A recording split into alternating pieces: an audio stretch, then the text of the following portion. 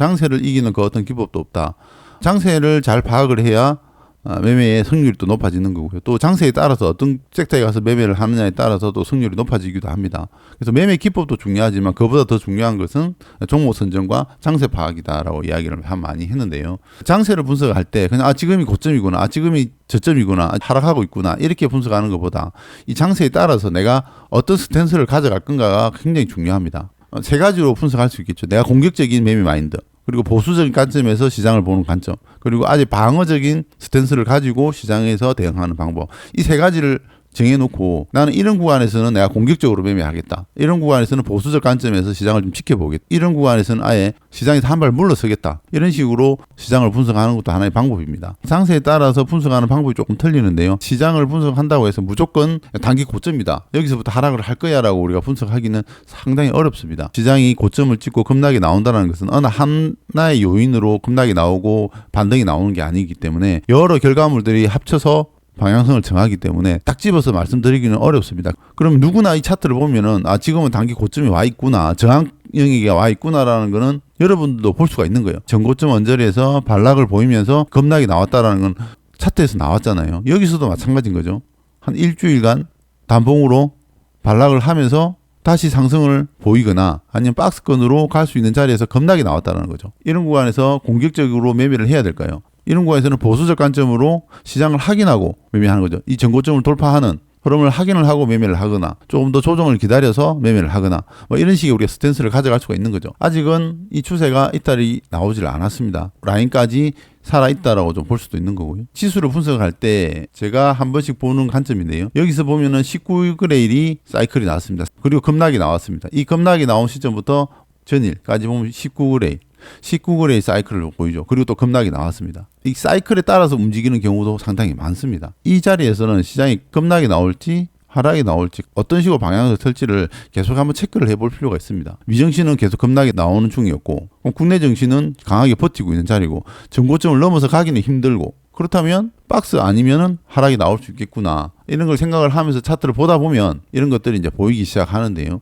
이게 이제 신용장고인데요. 신용장고를 보더라도 이렇게 급락이 나왔다가 저점을 찍고 반등이 나왔는데 딱 전고점 언저리까지 신용장고가 늘어나는 걸 볼 수가 있습니다. 계속해서 팔던 사람들이 어느 시점에서 저점을 찍고 지수가 상승을 하니까 또 레버리지를 쓰는 거죠. 신용장고가 늘어나기 시작하고 그 신용장고가 늘어난 시점이 어디입니까? 전고점 라인이죠. 전고점 라인에서 오니까 시장은 또 기다렸다는 듯이 또 시장은 또 급락을 시킵니다. 신용이 들어오게끔 만들었다가 신용이 일정 부분 차면은 또 때리 급락을 시키고, 신용으로 레버리지를 써서 주식을 매수했던 사람들이 또 손절을 하게 되면 다시 또 시장은 올리고, 항상 이런 식의 반복이 일어나고 있습니다. 물론 그 폭의 차이는 장세에 따라서 많이 늘어나기도 하고 줄어들기도 합니다. 우리가 100% 이거를 다 체크할 수는 없습니다. 신용장고 차트라든지 이런 것들을 수시로 확인하면서 전고점까지 오니까 시장이 한번 흔들릴 수도 있겠구나라고 우리가 생각은 해볼 수 있다는 거죠. 시장이 흔들린다가 아니라 시장이 한 번 정도 흔들릴 수 있겠구나라고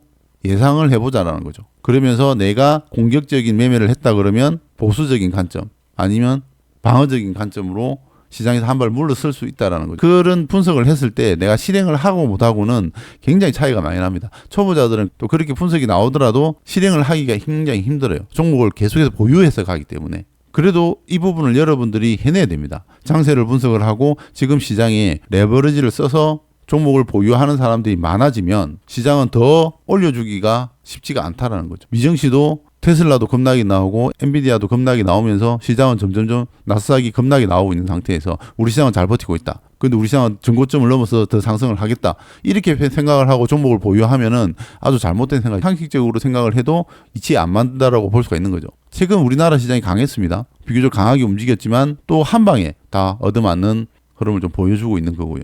이런 신용 잔고가 계속해서 늘어나면서 전고점 언저리까지 왔을 때는 한번 시장을 흔들릴 수 있다라는 부분들을 체크해 볼 수가 있는 거고요. 금리 인하를 했잖아요. 금리 인하를 했기 때문에 또 환율도 급등이 나왔습니다. 내수 경기도 굉장히 어렵고요. 기업들도 많이 어렵습니다. 건설사들도 많이 부도가 나고 있고요. 계속 금리를 동결을 해 오다가 어쩔 수 없이 금리를 낮췄는데 또 금리를 낮추자마자 지금 환율이 급등하고 있습니다. 이 환율이 급등하게 되면 또 기업들은 또 힘들어지는 상황이 만들어지거든요. 이런 부분들, 환율 추이에 대해서도 한 번씩 보면서 환율이 급등이 나온다 하는 것은 좀 뭔가 또 위기가 발발할 수 있겠구나, 이렇게도 우리가 생각을 해볼 수가 있는 거죠. 그래서 환율이 점진적으로 하락이 나오면 좋은데 이렇게 또 환율이 금덩이 나오면서 또 시장을 힘들게 하는 요인 중에 하나다. 이런 것들도 한번 체크를 해볼 수가 있는 거죠. 단기 이제 저점을 추세가 아직 살아있기 때문에 여기서 드라마틱하게 오늘 미정시가 금덩이 나오면서 우리 시장도 또 이렇게 들어줄지 한번 또 확인을 해볼 수가 있는 거고요. 때도 마찬가지로 급락이 나왔습니다. 기관과 외국인들이 많이 매도가 나왔어요. 오늘도 비교적 매도가 많이 나왔는데요. 저 오늘 외국인들이 2,800억 매도했고요. 코스닥 기준으로 말씀드리면은 기관에서 1,200억 정도 매도를 했습니다. 2월 3일 날도 외국인들이 1,000억 매도했고 기관들이 1,900억 매도를 했습니다. 그리고 그 다음날 3,700억 매수가 들어오면서 시장이 또 급락이 나왔죠. 내일도 다음 거래일날 외국인들의 매수세가 들어오면서 또 급등이 나올지 한번 지켜볼 필요가 있는데 이 하단 밴드를 이탈하지 않고 반등이 나와주기를 한번 바라보는 거죠. 아직까지 추세는 이탈하지 않았기 때문에 너무 걱정하지 마셔라. 그리고 여기서 반등이 나올지 또 시장을 한번 지켜볼 필요가 있다라고 말씀을 드리고요. 시장이 급락이 나왔을 때는 매매를 어떻게 가져가야 되냐. 공격적인 매매보다는 방어적인 관점에서 시장을 지켜보고 또 매매하는 수급이 들어가 있는 쪽이나 좀 보수적으로 매매를 하는 게 좋고요. 직장인 분들은 본업에 좀 충실하는 것도 하나의 방법이 될 수 있습니다. 이 구간을 또 슬기롭게 넘어갈 수도 있는 거고요. HMM이라는 종목을 이제 매매를 했는데요. 이때는 이제 주도주 관점으로 했죠. 주도주 J4 매매로 관점으로 들어갔다가 마찬가지예요. 지금은 고점에 있는 종목보다는 저도 좀 보수적 관점으로 매매를 합니다. 여기서 매도하고요. 여기서 매도했는데 그렇게 수익이 많이 안 났어요. 팔고 빠져나왔습니다. 저는 이제 여기서 매수하고 저점 매수하고 여기서 매수했습니다. 아침에 미정시가 또 급락이 나왔길래 여기서 바로 다 던져버렸습니다. 던져버리고 급락이 나왔다가 또 기술적 반등이 나오겠다라고 생각을 하고 요 라인에서 매수를 걸어놨습니다. 여기서 요 양봉의 시가죠. 양봉의 시가를 기점으로 해서 여기 이제 매수를 걸어놓고 수익이 났어요. 났는데 조금 더 위에다가 걸어놨는데 매도가 되질 않고 전저점을 이탈하고 내려가길래 여기 또 손절을 했습니다. 종가는 매도한 가격보다 위에서 마감을 했습니다. 단기간에 수급이 많이 들어온 종목들 이쪽으로 매매를 하는 게 맞다. 내가 생각했던 자리를 이탈하면 손절을 하는 게 맞습니다. 손절을 대응을 해야 계속 다음 매매를 넘어갈 수가 있는데 계속 가지고 있으면 대응이 안 돼요. 그래서 이렇게 대응이 안 되는 분들은 지금 시장에서 잠시 또 한 발 물러서는 것도 방법이다. 계속해서 종목을 가지고 하는 것보다는 기준 양봉이 들어온 종목들을 이렇게 매매를 합니다. 장세에 따라서 틀리겠지만 기준 양봉이 나온 종목들은 기술적 반등이 나옵니다. 어지간하면 기술적 반등이 나오는데 오늘은 뭐 시장이 코스닥 기준으로 해서 3.49% 하락이 나왔고요. 그래서는 3.39% 하락이 나왔습니다. 이러다 보니까 시장이 좀 급락이 나와서 또 이렇게 마무리를 했는데요. 여러분들만 힘든 게 아니라 대부분 다른 사람들도 힘들다. 너무 낙담하지 마시고 또 지수가 지금은 공격적으로 매매를 하는 게 아니라 보수적 관점으로 방어적으로 시장에서 한 발 물러서서 또 시장이 돌아올 때 시장이 일정 부분 반등이 나올 때 이때 또 참여해도 늦지 않다. 여유를 좀 가질 필요가 있다라고 말씀을 드리고요. 시장이 급락이 나오면 개별주 장세가 옵니다. 제가 계속 누차 말씀드렸지만 개별주 장세가 오기 때문에 저가 종목들이 바닥권에 있던 종목들이 튀어나옵니다. 그 대신 거래량이 적게 움직이는 특징이 있기 때문에